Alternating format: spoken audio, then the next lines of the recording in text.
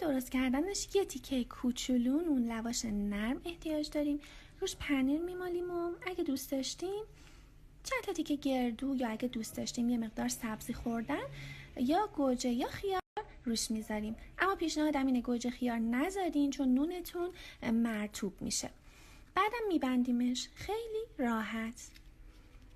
و نون نرم انتخاب کنید که بخچتون ترک نخوره.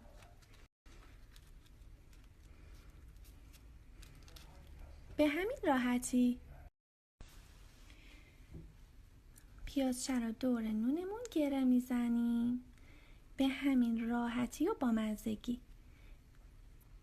اصلا هم پیازچه باز نمیشه یا از هم جدا نمیشه.